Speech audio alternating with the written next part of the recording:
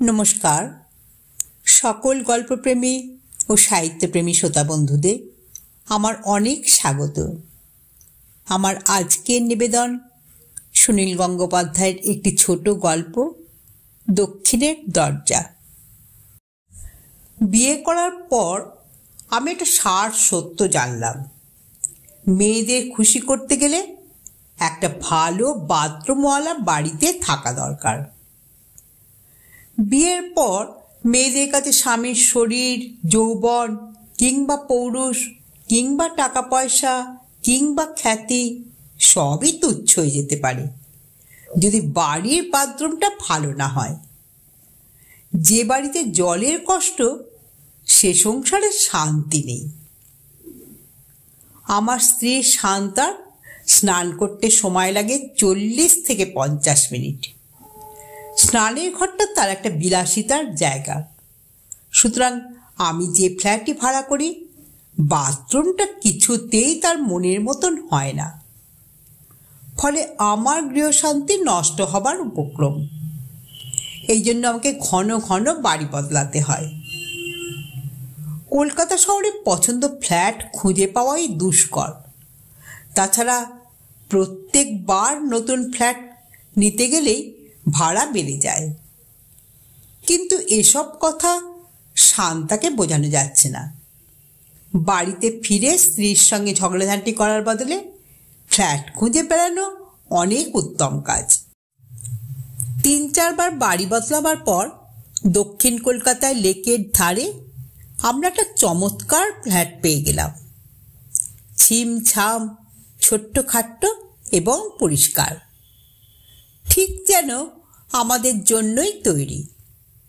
ভাড়াও সাধ্যের মধ্যে। 2টি বাথরুম। একটা সাধারণ লোকের হলেও শোবার ঘরের সঙ্গে লাগানো বাথরুমটা এক কথায় অনবদ্য।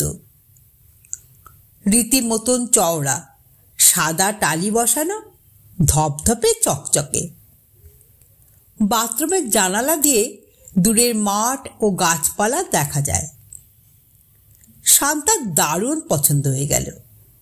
পরের রবিবারে আমরা বাড়ি বদল করলাম। রীতিমতো হইচই আনন্দে কাটলো কয়েকটা দিন। বন্ধু বান্ধব, আত্মীয় স্বজন যারাই এলো বাড়িতে পছন্দ হলো সকলেরই। শান্তার মেজাজ বেশ ভালো। আমি একটু বেশি রাত করে বাড়ি ফিরলেও রাগ করে না। বুঝতে পারি সবই ওই বাথরুমের গুণে। শান্তা এখন স্নানের সময়টা বাড়িয়ে 1 ঘন্টা করেছে। শাওয়ারের নিচে দাঁড়িয়ে 2-3 খানা রবীন্দ্রসঙ্গীত গায়। তা প্রথম ঘটনাটি ঘটল দিন আসতেক আগে। আমরা ঘুমোই অনেক রাত করে, প্রায় সারা শহর ঘুমিয়ে পড়ার পর। একবার ঘুমোলে সহজে আমার ঘুম ভাঙে না। আমি অঘরে ঘুমোচ্ছিলাম। হঠাৎ শান্তা আমাকে ঠেলা দিয়ে বলল, এই এই শুনছ? বেশ কিছুক্ষণ ডাকাডাকির পর আমার ঘুম ভাঙল। ঘুম জড়িত গলায় আমি বললাম, কি? কে যেন দরজায় ধাক্কা দিচ্ছে। এত রাত্রে আবার কে দরজায় ধাক্কা দেবে? সত্যি? ও কিছু না, ঘুমো, তুমি ঘুমাও। ওই তো আওয়াজ হচ্ছে, তুমি শুনতে পাচ্ছ না? আমি কান পেতে শুনলাম।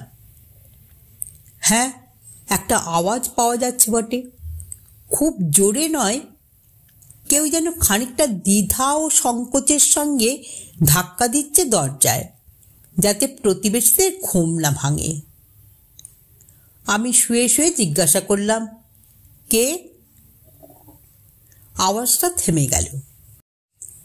আমি শান্তাকে বললাম, হাওয়ায় ধাক্কা লাগছিল বোধহয়। ও কিছু না, ঘুমো। মোটেই হাওয়ার ধাক্কায় ওরকম শব্দ হয় না। স্বামী হিসেবে এবারে আমার উঠে একবার দেখা উচিত, নইলে শান্তা আমাকে ভীতু ভাববে। কিন্তু শীতের রাত্রে বিছানা ছেড়ে উঠতে কার ইচ্ছে করে? তবু উঠতে হলো। আলো জ্বাললাম, দরজা খুলে দেখলাম বাইরে কেউ নেই। বাইরে আলো জ্বেলে সদর দরজা খুলেও দেখলাম। সিঁড়িতে উঁকে দিলাম, কেউ নেই। কাউকে কোথাও দেখতে না পেয়ে আমাকে এই সিদ্ধান্ত নিতেই হলো যে হাওয়াতেই ধাক্কা লেগেছে, কিংবা ইঁদুরে খটখট করছিল। ফ্ল্যাটের মধ্যে ইঁদুর থাকা কোনো কাজের কথা নয়। শান্তা ইঁদুর দেখলে খাটের ওপরে লাফিয়ে ওঠে। কাল সকালে এর একটা কিছু ব্যবস্থা করতে হবে। আলো টালো নিভিয়ে আবার শুয়ে পড়লাম। একটু বাদে সবে মাত্র ঘুমের ঘোর এসেছে, এই সময় আবার দরজায় শব্দ, এবার বেশ জোরে। শান্তা রীতিমতো ভয় পেয়ে চেঁচিয়ে উঠল, এই এই। আমি গম্ভীর গলায় বললাম, কাল সকালে ব্যাটাকে ঠান্ডা করব। শান্তা আরো ভয় পেয়ে বলল, কে? কাকে ঠান্ডা করবে? ইঁদুর।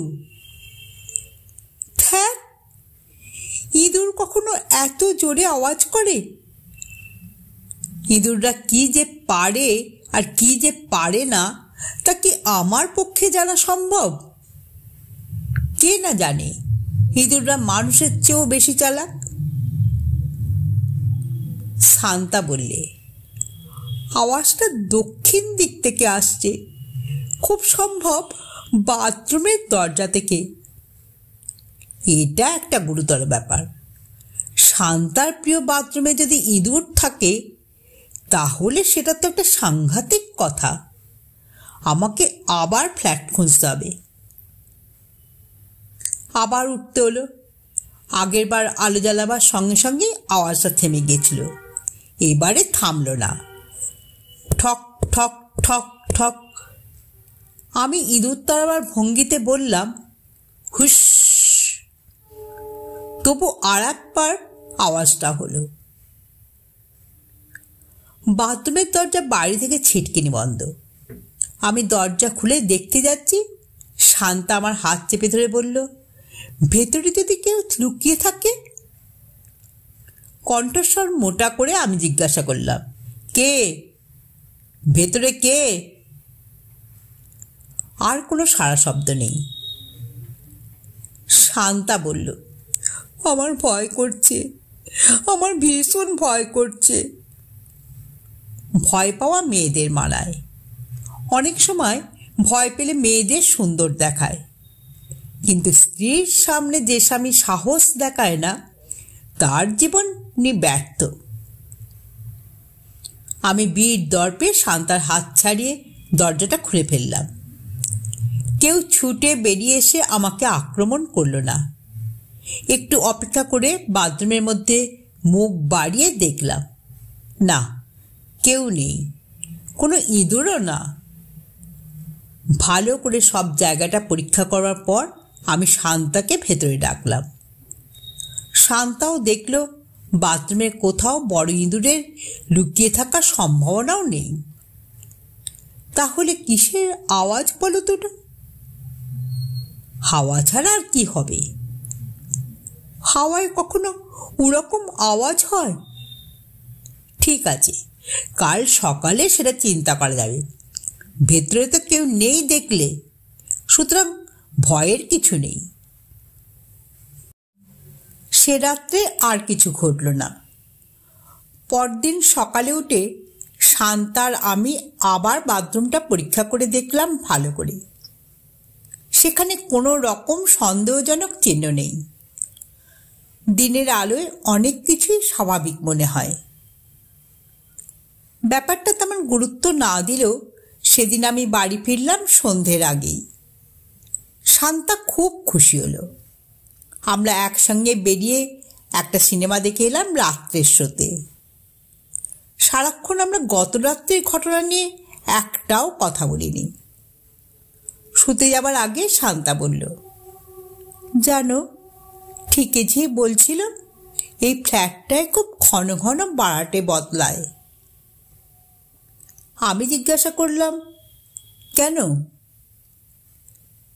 তা জানি না, আগের ভাড়াটিয়া নাকি মাত্র 15 দিন থেকেই চলে গেছে। ভাগ্যিস গেছে, নইলে এমন চমৎকার ফ্ল্যাটটা আমরা পেতাম না। কিন্তু এত ভালো ফ্ল্যাট, ভাড়াও বেশি না, তবু লোকে এটাতে থাকে না কেন বলো তো? সে চিন্তার দরকার নেই। আবার যদি আজ রাত্রে আওয়াজ হয়, তাহলে কালকেই আমি ইঁদুর মারার ওষুধ কিনে আনব। কিছুক্ষণ শান্তাকে আমি হাসি ঠাট্টায় ভুলিয়ে রাখলাম। ও ঘুমিয়ে পড়ার পর আমি জেগে থেকে বই পড়লাম কিছুক্ষণ। একবার দরজাটার দিকে চোখ যাচ্ছে, আর মনে হচ্ছে যেন কেউ ওর আড়ালে দাঁড়িয়ে আছে। পরক্ষণেই বুঝতে পারি মনের ভ্রম। বারবার এক কথা ভাবলে এই রকম হয়। একবার আমি বিছানা থেকে উঠে দরজাটা খুললাম, ভালো করে দেখলাম একবার। বাইরের দিকে জানালাটাও বন্ধ করে দিলাম, যাতে হাওয়া না আসে। আজ আর কোনো আওয়াজ হবে না। দরজাটা আবার বন্ধ করে দিতে যাচ্ছি, এমন সময় শান্তা চেঁচিয়ে উঠল, কে কে ওখানে? আমি শান্তা, আমি। তুমি ওখানে কি করছো? আরে, তুমি কি আমাকে দেখে ভয় পাচ্ছ নাকি? শান্তা এসে আমাকে জড়িয়ে ধরল। আমি দরজাটা বন্ধ করে শান্তাকে বিছানার কাছে নিয়ে এলাম। সঙ্গে সঙ্গে আবার দরজায় শব্দ হলো, ঠক ঠক ঠক। শান্তা তীক্ষ্ণ চিৎকার করে উঠল। আমি বললাম, চুপ, শুনতে দাও। কি শুনবে? দেখি আর কি হয়। আরও একবার ঠক ঠক শব্দে থেমে গেল। আর কিছুই না। শান্তা চাপা স্বরে ফুঁপিয়ে ফুঁপিয়ে কাঁদতে লাগলো। আমি বললাম, একটা রাত জেগে দেখা যাক আর কি হয়। তুমি ঠিক ঘুমিয়ে পড়বে, তুমি ঠিক ঘুমিয়ে পড়বে। না, ঘুমোবো না। আজ একটা কাজ করা যাক, বাথরুমের দরজাটা খুলে রাখি বরং। উঠে তাই করলাম। কিন্তু শোবার ঘরের পাশের দরজা খুলে রাখা কিংবা সারা রাত জেগে বসে থাকা কোনোটাই কাজের কথা নয়। আমি শান্তাকে বললাম ব্যাপারটা অগ্রাহ্য করতে। যত রকম ব্যাখ্যা হওয়া সম্ভব, যেমন বাতাসের ধাক্কা, দূরে রাস্তায় হঠাৎ কোনো গাড়ির ঝাঁকানি কিংবা অন্য কোনো দরজার আওয়াজ, শান্তা কিছুই বিশ্বাস করল না। দরজার গায়ে হাত দিয়ে বলল, এত মোটা কাঠের দরজা কখনো এমনি নড়তে পারে? সে রাতটা এভাবেই কাটল। এরপর পর 3 রাত আর কিছুই ঘটল না। এরপর আমি নিজেই একটা ভুল করে ফেললাম। সে রাতে বন্ধুবান্ধবদের পাল্লায় পড়ে আমার বাড়ি আসতে অনেক রাত হয়ে গেল, প্রায় মধ্যরাত। এতক্ষণ শান্তা একা বাড়িতে। সিঁড়ি দিয়ে উঠতে উঠতে খুবই অনুতপ্ত হয়ে পড়লাম। শান্তার কাছে ক্ষমা চাইতে হবে। শান্তা দরজা খুলল। আমি কিছু বলার আগেই শান্তা খুব গম্ভীর গলায় বলল, আমি বেঁচে থাকি কিংবা মরে যাই তাতে তোমার কিচ্ছু যায় আসে না। আমি শান্তার হাত জড়িয়ে ধরে প্রভূত ক্ষমা চাইতে লাগলাম। শান্তা হাত ছাড়িয়ে নিয়ে বলল, থাক, তুমি এখন খেয়ে নাও। আমার খাবার সময় শান্তা আর একটাও কথা বলল না। আমি অনেক পরে ওর মান ভাঙাবার চেষ্টা করলাম। শান্তা অটল। এর আগে আমি কোনো দোষ করলে শান্তা রাগারাগি বা চেঁচামেচি করেছে, এরকম চুপ করে থাকিনি। আমি শান্তার মাথায় হাত দিয়ে বললাম, তুমি কি আজকে আবার ভয়টা পেয়েছো? না। দরজাটায় আওয়াজ হয়েছিল? না। তবে? শান্তা বেশ কিছুক্ষণ চুপ করে আমার মুখের দিকে তাকিয়ে রইল। শান্তার চোখ অন্যরকম হয়ে গেছে। খুব আস্তে আস্তে বলল, শোবার আগে আমাকে একবার বাথরুমে যেতে হবে, কিন্তু আমার ভয় করছে। ভয় কি? যাও না, আমি তো দরজার কাছেই দাঁড়িয়ে আছি। তোমাকেই আমার ভয়। তার মানে? শান্তা, কি হয়েছে কি? আমি বাথরুমে গেলে তুমি বাইরে থেকে ছিটকিনি বন্ধ করে দেবে না তো? কি বলছো কি? সত্যি করে বলো, দরজা বন্ধ করে দেবে না তো? আমাকে আটকে রাখবে না তো? বলতে বলতেই শান্তা হু হু করে কেঁদে উঠল। আমি ওকে জড়িয়ে ধরলাম। শান্তা, শান্তা, তোমার কি হয়েছে বলো? তুমি আমাকে বিশ্বাস করো না?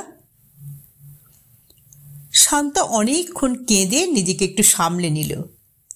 তারপর আস্তে আস্তে বলল, সেই মেয়েটির স্বামী তাকে বাথরুমে আটকে রেখেছিল, আর বেরোতে দেয়নি। সে বেচারি দরজা ধাক্কিয়েছে, কেউ খোলেনি, কেউ খোলেনি। কে? কোন মেয়েটি? গত বছর যারা এখানে ভাড়া থাকতো। কি হয়েছে তার? সে মরে গেছে। তার স্বামী তাকে বাথরুমে আটকে রেখেছিল। সেই মেয়েটি রোজ এসে দরজায় ধাক্কা দেয়। যত সব কুসংস্কার। আমি জানি, সেই মেয়েটি রোজ দরজায় কাছে এসে দাঁড়ায়। দরজা বন্ধ থাকলে সে ভয় পায়। আমি দরজাটার দিকে তাকালাম। আমার ভূতের ভয় নেই, তবু একটু গা ছমছম করতে লাগলো। দরজাটা কিরকম ভয়ঙ্কর রকমের গম্ভীর, এক্ষুনি যেন কেঁপে উঠবে। সারা রাত আমি দরজাটার পাশে দাঁড়িয়ে রইলাম। একবার ধাক্কা দিলেই সঙ্গে সঙ্গে খুলে আমি মেয়েটিকে দেখব।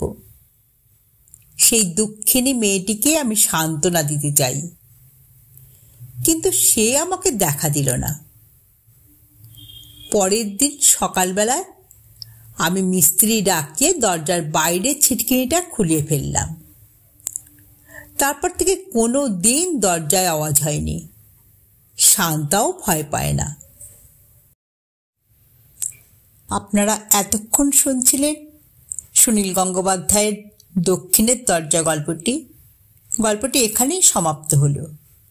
যদি শ্রোতা বন্ধুদের আমার গল্প পাঠ ভালো লেগে থাকে, তাহলে অবশ্যই একটা লাইক দিয়ে এবং আমার চ্যানেলটিকে সাবস্ক্রাইব করে পাশে থাকা বেল আইকনকে প্রেস করে অল করে দেবেন। তাহলে যখনই আমি নিত্য নতুন গল্প আপলোড করব, সবার আগে আপনার কাছেই পৌঁছে যাবে। আপনারা সবাই খুব ভালো থাকবেন। নমস্কার।